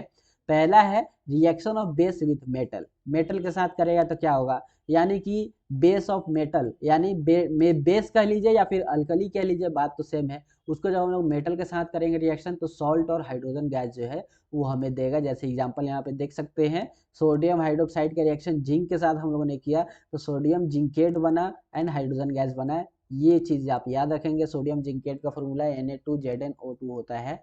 उसी तरह से सोडियम हाइड्रोक्साइड का फॉर्मूला अल्युमिनियम प्लस वाटर के साथ करेंगे तो सोडियम एल्यूमिनेट बनेगा एंड हाइड्रोजन गैस जो है आपका बन के तैयार हो जाएगा। देन सेकेंड रिएक्शन क्या कहता है फ्रेंड, उसको देख लेते हैं। सेकेंड क्या है, सेकेंड है आपका जब हम लोग रिएक्शन करते हैं बेस का ऑक्साइड ऑफ नॉन मेटल, यानी नॉन मेटल के ऑक्साइड के साथ, नॉन मेटल का ऑक्साइड जैसे CO2 हुआ, CO2 कार्बन एक नॉन मेटल है और इसका ऑक्सीजन इसके साथ लगा है तो नॉन मेटल का ऑक्साइड हो गया ये। तो उसके साथ जब रिएक्शन होता है बेस का तो क्या है, कैसे, वो चीज है आपको यहाँ पे देखने को मिलेंगी। तो चलिए देखते हैं क्या है, क्या मिलेगा सर। तो बेस का जब रिएक्शन करेंगे नॉन मेटल ऑक्साइड के साथ तो सॉल्ट और वाटर जो है वो हमें देखने को मिलता है। So non metal oxide are acidic in nature, ये चीज आप याद रखेंगे, इंपॉर्टेंट है। नॉन मेटल ऑक्साइड जो है वो नेचर में अगर देखें, नेचुरली अगर देखें तो वो एसिडिक नेचर के होते हैं। तो सोडियम हाइड्रोक्साइड का रिएक्शन जब हम लोग करेंगे किसके साथ, acidic nature of carbon dioxide gas के साथ, तो वो हमें सोडियम कार्बोनेट और H2O जो है वाटर जो है वो हमें दे देगा। उसी तरह से सोडियम हाइड्रोक्साइड का कैल्शियम हाइड्रोक्साइड का कार्बन डाइऑक्साइड गैस के साथ रिएक्शन करेंगे तो कैल्शियम कार्बोनेट जो कि सॉल्ट है वो दे देगा और वाटर जो है वो हमें दे देगा। सर जी न्यूट्रलाइजेशन रिएक्शन किसे कहते हैं, सर जी न्यूट्रलाइजेशन रिएक्शन किसे कहते हैं, बहुत एग्जाम में आपके पूछा हुआ है डेफिनेशन के रूप में। सो न्यूट्रलाइजेशन रिएक्शन क्या है, an acid neutralise a base, यानी एसिड और बेस के रिएक्शन में अगर दोनों न्यूट्रल हो जाते हैं, कब, when they reacts with each other, the acid और बेस दोनों आपस में रिएक्ट करें, रिस्पेक्टिव में सॉल्ट और वाटर बने, फॉर्म हो, तो हम कहेंगे कि भाई वो न्यूट्रलाइजेशन रिएक्शन है। यानी एसिड और बेस आपस में रिएक्ट करे, उसके रिस्पेक्टिव में या फिर कहें रिएक्टेंट साइड जो है या प्रोडक्ट साइड जो है वो सॉल्ट और वाटर बन जाए तो हम कहेंगे वो न्यूट्रलाइजेशन रिएक्शन है। यानी एसिड और बेस के रिएक्शन में सॉल्ट और वाटर बने तो वो न्यूट्रलाइजेशन रिएक्शन हो गया। The reaction between acid and base both neutralise each other, hence it is known as neutralisation reaction. Example में हाइड्रोक्लोरिक एसिड का NaOH के साथ करेंगे तो NaCl और H2O बनेगा। हाइड्रोक्लोरिक एसिड के साथ कैल्शियम हाइड्रोक्साइड के साथ करेंगे तो कैल्शियम क्लोराइड और H2O जो है वो आपका बन जाएगा। ये है आपका न्यूट्रलाइजेशन रिएक्शन का। देन फोर्थ रिएक्शन क्या है सर, बहुत हम लोग जो है आसानी से आराम से भी, आराम तो नहीं बोलेंगे क्योंकि भाई हम खुद जान अपना स्पीड, लेकिन वन शॉट में कंप्लीट करना है, कम से कम टाइम में आपको पूरा चैप्टर को रिवाइज कराना है, तो भाई थोड़ा स्पीड तो हमें पकड़ना पड़ेगा। चलो so reaction in acid with metal oxide क्या है सर, उसको देख लेते हैं। Reaction in of acid with metal oxide क्या है। So metal oxide are basic in nature, याद रखेंगे मेटल ऑक्साइड यानी मेटल के साथ अगर कोई ऑक्सीजन लगा है तो मेटल ऑक्साइड जो है वो बेसिक नेचर का होता है। कौन सा नेचर का होता है सर, बेसिक नेचर का होता है। So when an acid reacts with metal oxide both are neutralisation each other, neutralise each other, यानी दोनों जो है वो न्यूट्रलाइज हो जाएंगे। यानी मेटल ऑक्साइड के एसिड का मेटल ऑक्साइड के साथ करेंगे रिएक्शन तो सॉल्ट और वाटर जो है बनेगा और ये एक न्यूट्रलाइजेशन रिएक्शन है। ये चीज याद रखेंगे, मेटल ऑक्साइड जो है वो बेसिक नेचर का होता है। जैसे नीचे देखें, हाइड्रोक्लोरिक एसिड के साथ कैल्शियम ऑक्साइड का रिएक्शन करेंगे, कैल्शियम क्लोराइड बनेगा और यहाँ पे वाटर आपका फॉर्म हो जाएगा। सल्फ्यूरिक एसिड का रिएक्शन जिंक ऑक्साइड के साथ करेंगे, जिंक क्लोराइड बनेगा और H2O जो है वो बाहर निकल जाएगा अपना। ठीक है, ये सारी चीज़ें हैं आपको यहाँ पे एग्जाम्पल में दी हुई हैं। देन उसके बाद देखते हैं my dear friend, common in all bases, सारे बेसिस में क्या कॉमन होते हैं। तो यार सबको पता है सारे बेसिस में OH माइनस कॉमन होता है, जैसे एसिड में H प्लस आयन कॉमन हो रहा था। तो ये चीज़ आप पढ़ लीजिएगा खुद से पढ़ लेंगे। हाँ सर पढ़ लेंगे, PDF तो दे रहे हैं तो पढ़ लीजिएगा। जैसे यहाँ पे देखेंगे सारे एसिड, जैसे NaOH एक बेस है, ठीक है, तो इसमें OH माइनस जो है कॉमन है। उसी तरह से KOH एक बेस है, इसमें भी देखिए OH माइनस जो है वो क्या है आपका कॉमन है। न्यूट्रलाइजेशन रिएक्शन यार अभी बताया, एसिड बेस के रिएक्शन के साथ सॉल्ट अगर फॉर्म हो जाए तो वो न्यूट्रलाइजेशन रिएक्शन, सॉल्ट और वाटर फॉर्म हो जाए तो न्यूट्रलाइजेशन रिएक्शन होता है। ये चीज़ें मैं आपको बता रखा हूँ, तो प्लीज़ आप इस चीज़ को पढ़ लीजिएगा, न्यूट्रलाइजेशन रिएक्शन किसको कहते हैं। ठीक है एक चीज़ है, अगर OH माइनस का रिएक्शन H प्लस के साथ करेंगे तो आपको वाटर मिल जाता है, और यही आपका न्यूट्रलाइजेशन रिएक्शन होता है। न्यूट्रलाइजेशन रिएक्शन, OH माइनस का मतलब क्या हो गया, बेस हो गया, H प्लस का मतलब क्या हो गया, एसिड हो गया, और इन दोनों के रिएक्शन से वाटर फॉर्म हो जाए तो न्यूट्रलाइजेशन रिएक्शन हो गया। ठीक है, चलिए सर जी आगे बढ़े। आगे क्या है, वही जब बेस का रिएक्शन एसिड के साथ करेंगे, यानी OH माइनस का reaction Na plus Cl minus, ये आपका है यहाँ पे, तो NaCl बनेगा और यहाँ पे आपको वाटर बन जाएगा। यानी कि देखिए सॉल्ट बन गया और वाटर बन गया, तो ये आपका क्या हो गया, आपका यहाँ पे सॉल्ट और वाटर जब बन गया तो न्यूट्रलाइजेशन रिएक्शन आपका यहाँ पे हो गया। इस चीज़ को आप याद रखेंगे। चलिए, dilution of acid and base, acid और बेस का डाइल्यूशन अब हम लोग पढ़ने जा रहे हैं। डाइल्यूट आप बहुत सुने होंगे, डाइल्यूट क्या होता है, डाइल्यूट क्या होता है, तो अब उसके बारे में हम लोग समझेंगे। तो देखिए dilution of acid and base, acid base को डाइल्यूट कैसे किया जाता है। डाइल्यूट का मतलब ये हो गया कि उसमें वाटर मिला के उसको हम लोग जो है उसका जो स्ट्रेंथ है यानी जो मजबूती है उसको हम लोग कम कर देते हैं। ठीक है ताकि वो ज़्यादा हानि, ज़्यादा जो है नुकसान ना पहुंचा पाए हमारे शरीर को, या फिर कहीं भी गिरे तो उस चीज़ पे। The concentration of hydrogen ions in an acid, यानी हाइड्रोजन आयन जो है, हाइड्रोजन आयन यानी कि एसिड में जो हाइड्रोजन आयन होता है उसका जो कंसंट्रेशन है, या फिर बेस में जो हाइड्रोक्साइड आयन होता है उसका जो आपका कहें एक तरह से जो कंसंट्रेशन है per unit volume, so the concentration of acid और बेस, यानी जितना हाइड्रोजन आयन ज़्यादा रहेगा, या फिर जितना आपको बोले जितना आपका क्या रहेगा, हाइड्रोक्साइड आयन ज़्यादा रहेगा, वो उतना ही एसिड क्या रहेगा, ज़्यादा मजबूत रहेगा। और ठीक है, तो वही चीज़ है यहाँ पे। अब हम लोग क्या कर रहे हैं, एसिड में अगर वाटर मिक्स कर दें तो वाटर जैसे हम मिक्स करेंगे तो जो H प्लस आयन है वो बेचारा वाटर में चला जाएगा, यानी एसिड हमारा धीरे धीरे क्या होने लगा, एसिड हमारा धीरे धीरे कमजोर होने लगा, क्योंकि हम लोग उसमें से H प्लस आयन निकालते चले जा रहे हैं। वाटर में वो आके क्या हो जा रहा है, घुल जा रहा है, यानी एसिड क्या हो जा रहा है, कमजोर हो रहा है। और उसी कमजोर होने के कारण हम उसको क्या कहते हैं, उसका एक नाम दे देते हैं कि डाइल्यूट एसिड हो गया। डाइल्यूट एसिड का मतलब क्या हो गया, कमजोर एसिड हो गया, यानी अब वो ज़्यादा रिएक्ट नहीं कर पाएगा किसी चीज़ पे। ठीक है, और वही डाइल्यूट एसिड आपके लेबोरेटरी में रखा रहता है, स्कूल वाले लेबोरेटरी में, ताकि बच्चे जो है ज़्यादा शैतानी करें तो उनको ज़्यादा हानि जो है वो ना हो शरीर का। ठीक है यही है, वॉल्यूम डिक्रीज कर दिया जाता है हाइड्रोजन आयन का और OH माइनस आयन का। वही चीज़ें आप यहाँ पे पढ़ लेंगे, इस चीज़ को सारा चीज़ें लिखा है यहाँ पे। नेक्स्ट, डाइल्यूशन ऑफ एसिड और बेस इज एक्सोथर्मिक रिएक्शन, ये चीज याद रखेंगे। एसिड और बेस का रिएक्शन जब हम लोग करते हैं, एसिड और बेस का जब हम लोग डाइल्यूट करते हैं तो उस समय जो रिएक्शन होता है उस रिएक्शन को क्या कहते हैं, ये आपके एग्जाम में आ जाए तो याद रखेंगे, एक्सोथर्मिक रिएक्शन कहते हैं। एसिड और base is always added to water and ये चीज याद रखिएगा, हाँ ये चीज याद रखिएगा, ये काफी मोस्ट इंपॉर्टेंट लाइन है। एसिड और बेस को हम लोग ऐड करते हैं वाटर में, न कि वाटर को हम लोग ऐड करेंगे। वाटर को हम लोग कभी भी एसिड में या फिर बेस में ऐड नहीं करेंगे, ये चीज आप याद रखेंगे, ये चीज कभी नहीं करेंगे। हम लोग एसिड या फिर बेस को हमेशा ऐड करेंगे किसमें, वाटर में। क्यों करेंगे सर ऐसा, क्योंकि वाटर एक न्यूट्रलाइजेशन रिएक्शन को शो करता है, न्यूट्रल होता है।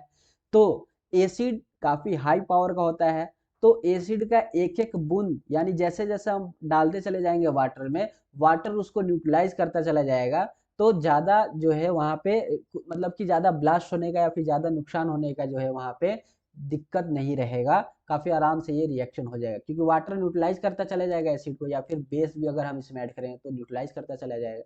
इसलिए हम लोग वाटर में हमेशा जो है वो एसिड और बेस मिलाते हैं। अगर हम वाटर को मिला दें किस में, एसिड में, तो एसिड बहुत ज़्यादा पावर में है, जैसे हम उसमें वाटर मिलाए, वाटर का वहाँ पे कॉन्सेंट्रेशन काफ़ी कम रहेगा मिलाते समय, ठीक है, क्योंकि थोड़ा थोड़ा बूंद में गिरेगा वाटर, और वहाँ पे एसिड का मतलब पहले से ज़्यादा है, तो वहाँ पे ब्लास्ट होने का जो है वो बना रहेगा आपका खतरा, ब्लास्ट भी हो सकता है। इसलिए हम लोग कभी भी वाटर को एसिड और बेस में नहीं मिलाते हैं, एसिड और बेस को हमेशा वाटर में मिलाया जाता है। ये चीज़ें आप ध्यान रखेंगे, वही यहाँ पे लिखा हुआ है, पढ़ लीजिएगा इसको, ये पीडीएफ आपको मिल जाएगा, हमने समझा दिया जो हमें समझाना था। चलिए अब यहाँ पे आपका है स्ट्रेंथ। स्ट्रेंथ, हाँ, तो strength of acid and bases के बारे में हम लोग पढ़ेंगे, तो देखते हैं कैसे हम लोग एसिड बेस का स्ट्रेंथ जो है पहचानेंगे। सो acid in which complete dissociation of hydrogen ion, आपको पता है एसिड जो है हाइड्रोजन आयन को कंप्लीट डिसोसिएट करता है, पूरा हम लोग इस चैप्टर में यही पढ़ ही रहे हैं। टेक प्लेस स्ट्रॉन्ग एसिड, तो हम लोग उसको स्ट्रॉन्ग एसिड बोलते हैं। बेस भी अगर पूरी तरह से डिजोल्व हो जाए, यानी हाइड्रोक्साइड डिजोल्व हो जाए, तो उसको हम लोग स्ट्रॉन्ग बेस बोलते हैं। तो इस तरह से हम लोग स्ट्रेंथ जानते हैं एसिड बेसिस का, ठीक है। The mineral acid such as hydrochloric acid, sulphuric acid, nitric acid, hydrogen ion पूरी तरह से इसमें डिजोल्व होता है, यानी मिनरल एसिड काफी स्ट्रॉन्ग एसिड माना जाता है, hence they are consider a strong acid, इसलिए हम उसको स्ट्रॉन्ग एसिड कहते हैं। इनऑर्गेनिक एसिड, हाइड्रोजन आयन जो है वो पूरी तरह से डिजोल्व नहीं होता है वाटर में, इसलिए हम लोग उसको वीक एसिड भी कहते हैं। अब यहाँ पे आप देख सकते हैं, क्या देख सकते हैं सर, कि इस डायग्राम को देखेंगे तो 0 से लेकर के 14 तक, यानी ये देखिए यहाँ 14 है और यहाँ पे ये 0 है, और यहाँ इस कहीं बीच में जो है वो आपका एक संख्या आता है 7, जो कि न्यूट्रल होता है, यानी इस जगह पे ये न्यूट्रल होता है पूरी तरह से। ये एक स्केल है, पीएच स्केल जिसको कहते हैं, यहाँ न्यूट्रल होता है। तो 7 से अगर आप इस तरफ जैसे जैसे बढ़ते चले जाएंगे, तो बेसिक जो है नेचर बढ़ता चला जाएगा, बेसिक बेसिक जो है वो नेचर बढ़ता चला जाएगा। और 7 के अगर आप नीचे की ओर जाएंगे, इस तरफ जाएंगे, तो एसिडिक नेचर जो है वो आपका क्या हो जाएगा, बढ़ते चला जाएगा। और 7 के आसपास में, 7 के आसपास में इस तरफ वीक बेस आपको मिलेगा और इस तरफ वीक एसिड मिलेगा, ठीक है। ये चीज आप समझिएगा पूरी तरह से, यानी कि वाटर जो है वो न्यूट्रल होता है, तो वाटर का जो पीएच स्केल होगा वो 7 होगा, एसिड का जो आपका होगा पीएच स्केल वो 7 से हमेशा कम होगा, और बेस का जो पीएच स्केल सोल्यूशन होगा वो 7 से हमेशा बड़ा होगा। ये पूरा पीएच स्केल में आप यहाँ पे देख सकते हैं डायग्राम, ठीक है। चलो, यानी अगर हम देखें तो इस तरफ जो है वो H प्लस आयन डिक्रीज होता चला जा रहा है, और उसी तरह से देखें इस तरफ देखें तो H प्लस आयन जो है वो इंक्रीज होता चला जा रहा है। उसी तरह से उल्टा अगर देखें तो इस तरफ जो है वो OH माइनस आयन जो है वो बढ़ता चला जा रहा है, और इस तरफ अगर देखें तो OH माइनस आयन जो है वो घटता चला जा रहा है, ठीक है, क्योंकि एसिडिक सोल्यूशन बढ़ता चला जा रहा है तो OH माइनस आयन क्या होगा, घट जाएगा। समझ गया कि नहीं समझे सच्चा, समझ गए। चलो आगे बढ़ते हैं। नेक्स्ट देखते हैं, नेक्स्ट क्या है, यूनिवर्सल इंडिकेटर किसको कहते हैं, यूनिवर्सल इंडिकेटर किसको कहते हैं। सो यूजिंग ए लिटमस पेपर या फिर फिनोल्फथालीन जो है या फिर मिथाइल ऑरेंज जो है, ये सारे यूनिवर्सल इंडिकेटर होते हैं। ओनली द एसिडिक और बेसिक कैरेक्टर को जो है, बेसिक कैरेक्टर सॉल्यूशन को जो है ये डिटेक्ट करते हैं या डिटरमाइन करते हैं, but the use of this indicator does not give the idea about the strength of acid और बेस। यानी अगर हम देखें कि लिटमस पेपर या फिर फिनोल्फथालीन या फिर मिथाइल ऑरेंज, ये सारे तो एसिड और बेस कैरेक्टर को, बेसिक कैरेक्टर के सोल्यूशन को डिटरमाइन कर लेते थे कि हाँ ये एसिड है, ये बेस है, या फिर ये जो भी चीज है एसिड बेस को ये डिटरमाइन कर लेते हैं। लेकिन ये हमें, यानी ये जितने भी अभी इंडिकेटर हम लोग पढ़े, ये हमें स्ट्रेंथ नहीं बताते हैं भाई, कि जो भी वो एसिड मिला है वो स्ट्रॉन्ग एसिड है या फिर वीक एसिड है, स्ट्रॉन्ग एसिड है या फिर कैसा है, वीक एसिड है, इसका स्ट्रेंथ हमें नहीं बताता है। तो उसको जो बताता है, उस चीज को यानी स्ट्रेंथ को जो बताता है, उस इंडिकेटर को हम लोग यूनिवर्सल इंडिकेटर कहते हैं। यानी to get strength as well as acidic और बेसिक नेचर को जो हमें बताए, उसको हम लोग यूनिवर्सल इंडिकेटर कहते हैं। अब universal indicator show the different colours range of, जिसका रेंज 1 से लेकर के 14 तक होता है यूनिवर्सल इंडिकेटर में। और वो डिफरेंट डिफरेंट कलर से जो है वो हमें बताता है कि कौन स्ट्रॉन्ग है कौन वीक है, ठीक है। Universal indicator is available both in the form of strip और सोल्यूशन, यानी स्ट्रिप में भी मिल जाएगा, एक छोटा सा मतलब कागज टाइप का इस तरह का बना रहेगा, उससे भी हमें मिल जाएगा, दिख जाएगा, या फिर वो सोल्यूशन में भी हमको यूनिवर्सल इंडिकेटर मिल जाता है। चलो, universal indicator is a combination of many indicator, बहुत सारे इंडिकेटर का कॉम्बिनेशन यूनिवर्सल इंडिकेटर ऐसा है, जैसे वाटर हुआ, प्रोपोनॉल हुआ, फिनोल्फथालीन हुआ, सोडियम सॉल्ट हुआ, सोडियम हाइड्रोक्साइड हुआ, मिथाइल रेड, ब्रोमो मिथॉल मोली ब्लू मोनो सोडियम सॉल्ट, ये सारे चीज़ें हैं, ये चीज़ें आपको याद नहीं रखनी, ज़्यादा इंपॉर्टेंट नहीं है। The colour matching chatter is applied in universal, यानी कि जो भी कलर आपका सोल्यूशन में आएगा, यानी मान लीजिए आपका यहाँ पे आप बीकर है, इसमें आपने एसिड निकाला और इस एसिड का कलर काफी गाढ़ा डार्क रेड कलर है, डार्क रेड है, तो आप इसमें देखेंगे डार्क रेड कहाँ आ रहा है, यहाँ कहीं आएगा डार्क रेड, तो आप बोल देंगे भाई साहब वो स्ट्रॉन्ग एसिड है।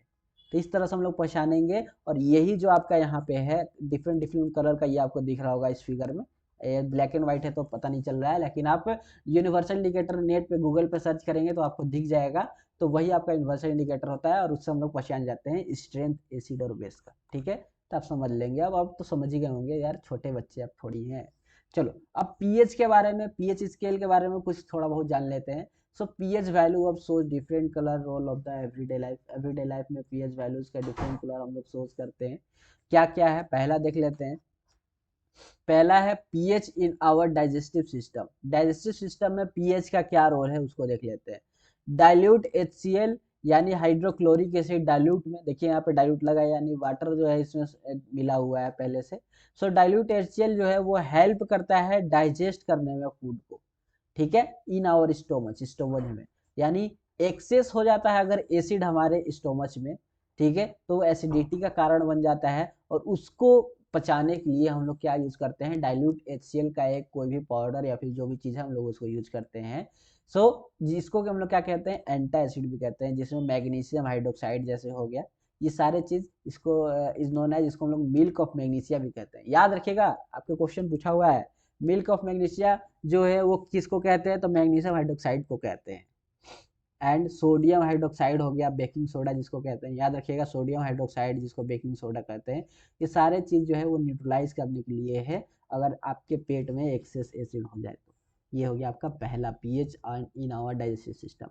दूसरा है टूथ डिके, अगर आपका जो दांत है वो सड़ रहा है तो उसके कारण क्या है वो चीजें, इसमें क्या है, the bacteria present in our mouth, जो हमारे माउथ में बैक्टीरिया प्रेजेंट है, कन्वर्ट करती है शुगर को एसिड में, जो भी हमारे दांत के अंदर फंसा हुआ खाना है उसको जो है वो रात भर में एसिड में कन्वर्ट कर देती है। When the pH of acid formed in mouth falls below 5.5, जब हमारा, अब आप सुबह उठ करके अब वो जो भी फंसा हुआ है आप उसको ब्रश नहीं करेंगे, टूथपेस्ट से नहीं साफ करेंगे, तो वो धीरे धीरे धीरे धीरे एसिड ज़्यादा होगा, और जैसे ही 5.5 पीएच से 5.5 पीएच से कम होने लगेगा, तो वहां पे वो जो दांत है जिसके बीच में वो खाना फंसा हुआ है वो सड़ना स्टार्ट कर देगा, क्योंकि भाई एसिड का मात्रा है तो दांत फिर सड़ना तो स्टार्ट हो जाएगा, तो टूथ डिके वहां पे स्टार्ट हो जाएगा। The excess acid has to be removed, अब उस एक्सेस एसिड को कैसे रिमूव करें, तो दांत को भाई साहब आप साफ करें, इसलिए बोला जाता है कि आप रोज सुबह सुबह टूथपेस्ट या फिर जो भी चीज़ है उससे आप अपना दांत को साफ करें, गुड क्वालिटी ऑफ टूथपेस्ट का आप यूज़ करें, ठीक है, जिसके कारण कि आपका वहाँ पे दांत जो है वो सही रहेगा। तो ये हो गया टूथ डिकेइंग का। नेक्स्ट है सॉइल का पीएच, जो है आपने सुना होगा, या फिर प्लांट ग्रोथ का पीएच सुना होगा। So most of the plant have a healthy growth, बहुत अच्छे तरीके से ग्रोथ होते हैं, क्यों, क्योंकि जब उसका जो पीएच स्केल होता है वो क्लोजली लगभग 7 के बराबर या फिर 7 के आसपास होता है, इसलिए उस प्लांट का जो ग्रोथ है वो काफी अच्छे तरीके से जो है वो होता है, क्योंकि 7 के आसपास से पीएच उसका रहता है रेंज, ठीक है। सूड नाइदर अल्कली, ना ही वो एसिडिक होता है ना ही वो बेसिक होता है, इसलिए काफी अच्छा उसका ग्रोथ हो जाता है, ठीक है। जैसे आपका NaOH, ZnSO4, NaCl, CH3, COONA, ये सारे कंपाउंड जो है आपके हैं यहाँ पे। चलिए देख लेते हैं आगे, इस चीज को तो आप याद ही रखिएगा सारे चीज को, यानी जिंक सल्फेट किसको कहते हैं, सोडियम हाइड्रोक्साइड किसको कहते हैं, सोडियम क्लोराइड किसको कहते हैं, सोडियम एसिटेट किसको कहते हैं। तो यहाँ पे एसिड और बेसिस आपका पूरी तरह से कंप्लीट हो गया। अब हम लोग पढ़ेंगे सॉल्ट के बारे में। किसके बारे में पढ़ेंगे सर? सरकार सरकार सॉल्ट के बारे में पढ़ेंगे। चलो सर सर सर चले चलते चलते हैं सर। क्या कर रहे हैं ये सर आप? कुछ नहीं, मजाक। चलो, सो सॉल्ट क्या है sir? Salt are the ionic compound which are produced after the neutralization of reaction। यानी सॉल्ट कब प्रोड्यूस होता है भाई? न्यूट्रलाइजेशन रिएक्शन में पढ़ क्या है कि एसिड बेस का रिएक्शन होता है तो सॉल्ट प्रोड्यूस होता है। एसिड और बेस का जब रिएक्शन होता है तब। सॉल्ट आर इलेक्ट्रिकली न्यूट्रल होता है भाई। इलेक्ट्रिकली देखे तो सॉल्ट क्या है? न्यूट्रल चीज है। There are number of salts, बहुत सारे जो नंबर ऑफ सॉल्ट रहेंगे, but sodium chloride is the most, मतलब बहुत सारे सॉल्ट हैं लेकिन सोडियम क्लोराइड जो है काफी कॉमन सॉल्ट माना जाता है, इसलिए सोडियम क्लोराइड को हम लोग कॉमन सॉल्ट भी बोलते हैं। क्या बोलते हैं सर? कॉमन सॉल्ट नाम से भी जानते हैं सोडियम क्लोराइड को। ठीक है, सो कॉमन सॉल्ट क्या हो गया? सोडियम क्लोराइड आपका हो गया। यही चीज है यहाँ पर। और सोडियम क्लोराइड का यूज आप घर में खाना बनाने के लिए भी आप करते हैं, ये चीज आपको पता ही है। सॉल्ट का करेक्टरिस्टिक देखेंगे तो क्या क्या है सॉल्ट का करेक्टरिस्टिक्स में? पहला है most of salt are crystalline solid में होता है, यानी छोटे छोटे टुकड़ों में होता है, आपको पता ही, देखेंगे आपके घर में भी है। सॉल्ट जो है ट्रांसपेरेंट हो जाता है, ओपेक होता है। Most of the salt soluble होते हैं वाटर्स में। Solution of salt conduct electricity, यार सबको पता है। मोल्टेन स्टेट, ये चीज आप याद रखेंगे, इलेक्ट्रिसिटी कंडक्ट करेंगे मोल्टेन स्टेट में। फिर उसके बाद है द सॉल्ट में be salty, sour, sweet, bitter, ये सारे चीज़ जो है वो इनका जो है क्या होता है? टेस्ट होता है। न्यूट्रल सॉल्ट आर ऑर्डरलेस, जो न्यूट्रल सॉल्ट होते हैं वो उनका ऑर्डरलेस, यानी कि उनमें कोई जो है आपका टेस्ट का या फिर जो सुगंध जो है वो कुछ भी नहीं होता है, न्यूट्रल सॉल्ट होते हैं। सॉल्ट कैन बी कलरलेस और कलर्ड, जो है कलरलेस भी होते हैं और कलर्ड भी जो है आपके होते हैं। ये हो गया कैरेक्टरिस्टिक्स ऑफ सॉल्ट। ये सारी चीज़ याद रखेंगे यार, आपके एग्जाम में पूछने वाले सारे क्वेश्चन जो है ये है। प्रीवियस ईयर्स आप देख सकते हैं, इससे बाहर आपको मिलेगा नहीं आपके क्वेश्चन। प्रीवियस ईयर में आप देख सकते हैं इस चैप्टर से रिलेटेड। अगर आप ये वीडियो देख के आप प्रीवियस ईयर लगाएंगे ना, मैं गारंटी के साथ कहता हूं हर एक क्वेश्चन बनेगा, हर एक क्वेश्चन इस चैप्टर से बनेगा। ठीक है, एक दो क्वेश्चन नहीं आएगा कोई बात नहीं, लेकिन आप उसका सोल्यूशन देखेंगे ना तो आप कहेंगे कि अरे यार ये तो सर ने पढ़ाया था यार, ये भैया पढ़ाया था, बट क्वेश्चन समझने में हल्का सा मुझे दिक्कत हो गया, ये आप जरूर कहेंगे। तो प्लीज आप इसे पढ़े काफी आराम से, काफी तरीके से पढ़ें, मजाक ना लें इस वीडियो को, इस पूरे वन शॉट वीडियो को। अब फैमिली ऑफ सॉल्ट देखते हैं, सॉल्ट का फैमिली देखते हैं क्या कौन कौन से होते हैं भाई। फैमिली जैसा हमारे फैमिली है वैसे सॉल्ट के भी फैमिली होंगे। है चलो, शाहरुख खान आ गए थे भाई बीच में, थोड़ा सा ब्रेक व्रेक आ गया था ना, शाहरुख खान आ गया था, आपको पता नहीं चला? चलो, salts having common acid, salts जो है वो कॉमन एसिड और बेसिक रेडिकल से जो है वो बने हुए रहते हैं, उसी को हम लोग फैमिली सॉल्ट्स या फिर फैमिली जो है बोलते हैं, सॉरी फैमिली ऑफ सॉल्ट्स बोलते हैं। जैसे सोडियम क्लोराइड, जिसमें इसमें देखिए इसमें सोडियम है और क्लोरीन है, जैसे कैल्शियम क्लोराइड हो गया। ठीक है, ये सारे क्या हो गया? फैमिली सॉल्ट हो गए। क्या हो गया? फैमिली सॉल्ट्स हो गए। यानी इसमें सर कैसे फैमिली सॉल्ट हुए ये? तो सोडियम क्लोराइड में देखिए क्लोरीन लगा है, कैल्शियम क्लोराइड में देखिए क्लोरीन लगा है, तो ये दोनों आपस में कैसे हैं? ये दोनों आपस में फैमिली सॉल्ट हो गए। कैसे हो गए सर जी? फैमिली सॉल्ट हो गए, क्योंकि क्लोरीन क्लोरीन दोनों भाई भाई। चलो चाचा, उसी तरह से कैल्शियम क्लोराइड हुआ, कैल्शियम सल्फेट हुआ, तो इसमें देखिए कैल्शियम कैल्शियम भाई भाई, तो फैमिली सॉल्ट। जिंक क्लोराइड हुआ, जिंक सल्फेट हुआ, भाई साहब जिंक जिंक भाई भाई, तो फैमिली सॉल्ट हो जाएंगे।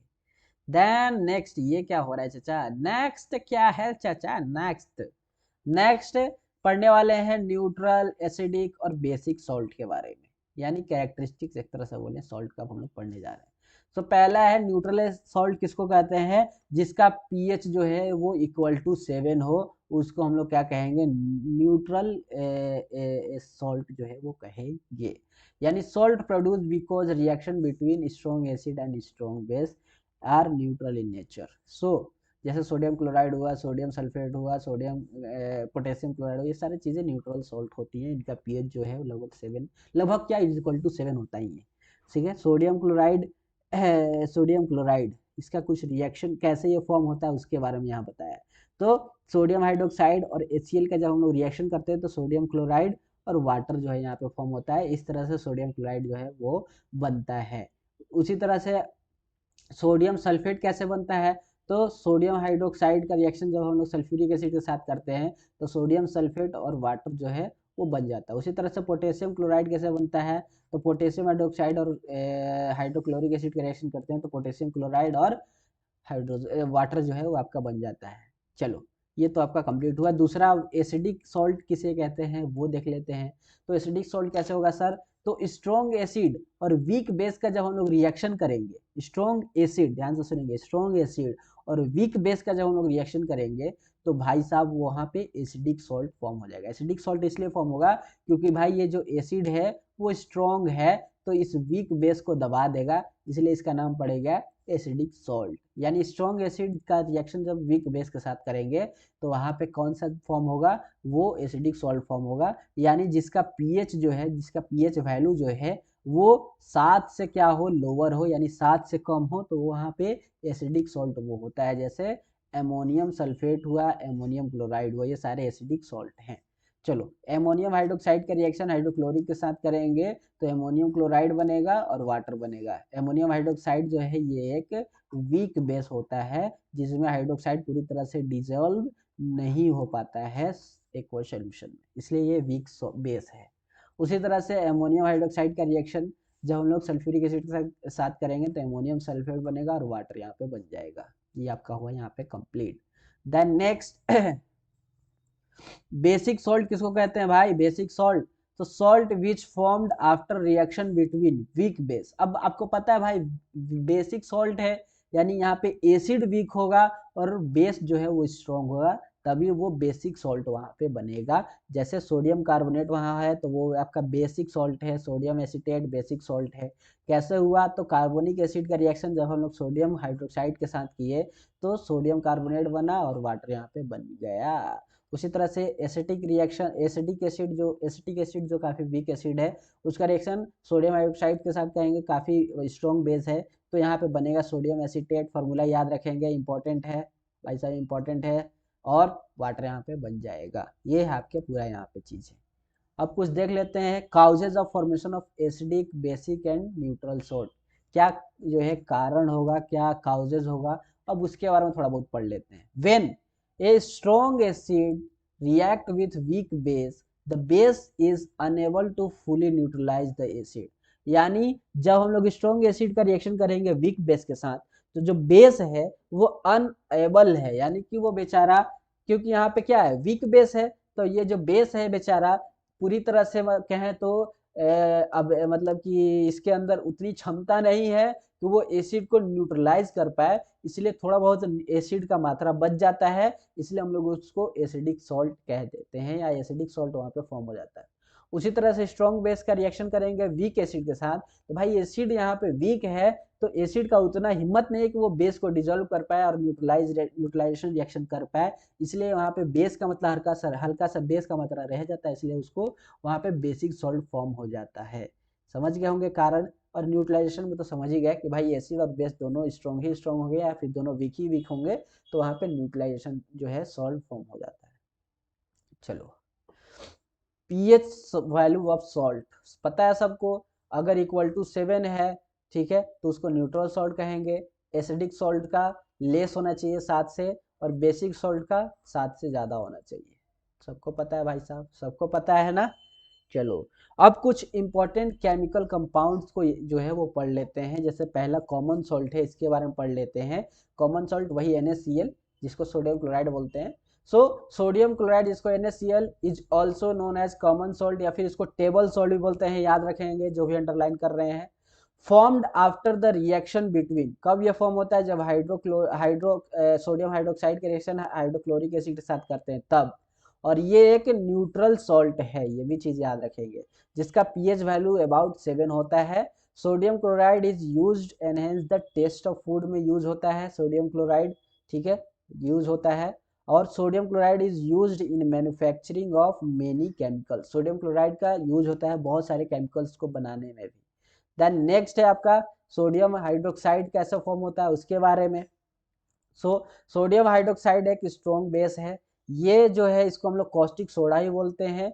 ये ऑब्टेन होता है कैसे, तो electrolytic decomposition of solution of sodium chloride, इसको ब्रीन भी बोलते हैं। ब्रीन, सोडियम क्लोराइड जो सोल्यूशन है, सोडियम क्लोराइड का जो सोल्यूशन होता है उसको हम लोग ब्रीन बोलते हैं। याद रखिएगा, सोडियम क्लोराइड का जो सोल्यूशन होता है उसको हम लोग ब्रीन बोलते हैं। ठीक है, तो उसमें इलेक्ट्रोलाइटिंग करते हैं, इलेक्ट्रोलाइट करते हैं। इन दिस प्रोसेस, इस प्रोसेस में जो इलेक्ट्रोलाइट डिकम्पोजिशन ऑफ ब्रीन है यानी NaCl है, जो कि एक्वा सोल्यूशन है। ठीक है, ब्रीन डिकम्पोज होता है, वहाँ पे टूटता है और सोडियम हाइड्रोक्साइड में कन्वर्ट हो जाता है। ठीक है, तो इस तरह से सोडियम हाइड्रोक्साइड जो है वो बनता है। और इस पूरे प्रोसेस को क्या कहते हैं, इस पूरे प्रोसेस का नाम क्या है, इस पूरे प्रोसेस का नाम है crow alkali process. Crow alkali process जो है नाम है। इस तरह से देखिए यहाँ पे सोडियम क्लोराइड को जब हम लोग वाटर के साथ मिलाते हैं तो यहाँ पे देखिए सोडियम हाइड्रोक्साइड बन गया, क्लोरीन बन गया और वाटर यहाँ पे मिल गया। और इस पूरे रिएक्शन को हम लोग क्या कहते हैं, क्रो अल्कली प्रोसेस कहते हैं।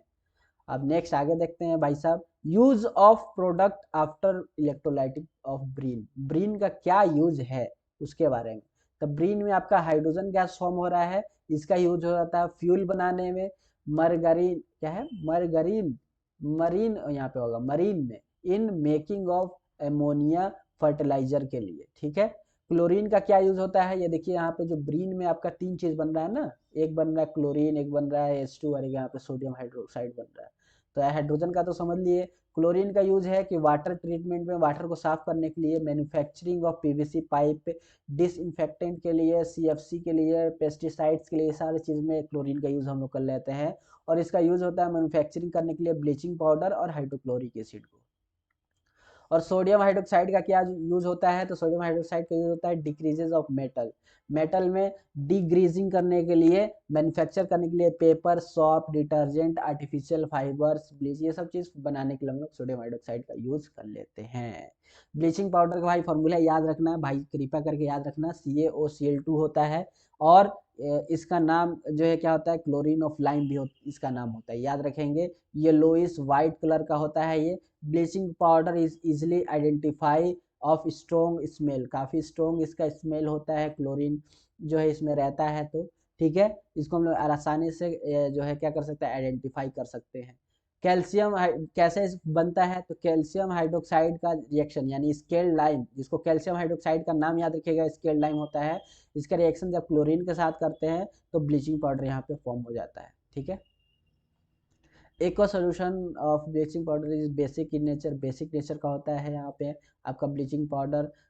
Bleaching means removal of colour, या हाँ ये चीज़ याद रखेंगे, ब्लीचिंग पाउडर को अगर आप कपड़े में डाल देते या फिर और कहीं डालते तो उसका कलर ही रिमूव कर देता है, हटा देता है। एक बार आप कोई भी खराब कपड़े को कपड़े में ब्लीचिंग पाउडर डाल के पानी में वो कर दीजिए, देखिए उसका कलर हटा देगा। Bleaching powder is often used and bleaching agent, bleaching agent में यूज होता है।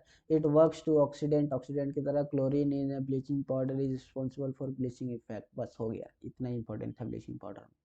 क्या है यूज ब्लीचिंग पाउडर का, तो पहला डिसइंफेक्टेंट टू क्लीन, वाटर को क्लीन करने के लिए, मॉस रिमूव करने के लिए, वीड किलर के लिए, सारी चीज़ के लिए जो यहाँ पे होता है ब्लीचिंग पाउडर का यूज़ करते हैं। कॉटन टेक्सटाइल इंडस्ट्रीज में, wood pulp of in paper paint, ये सारी चीज़ आप यार पढ़ लीजिएगा। अब ये चीज़ ये पढ़ाने को समझाने का इसमें कुछ है ही नहीं, पढ़ते चले जाना।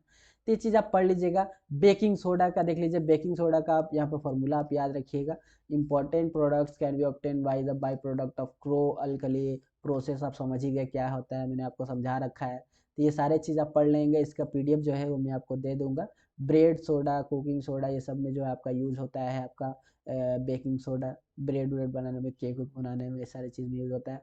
फॉर्म कैसे होता है, तो ये देखिए ब्रीन यहाँ पे प्रोसेस है, NaCl है, H2O है, इसको कार्बन डाइऑक्साइड और अमोनिया से जो है रिएक्ट करते हैं, तो यहाँ पे आपको अमोनियम क्लोराइड और सोडियम बाइकार्बोनेट, जिसको कि हम लोग ब्लीचिंग पाउडर का, सॉरी ब्लीचिंग करें, बेकिंग पाउडर कहते हैं, वो आपका यहाँ पे फॉर्म हो जाता है।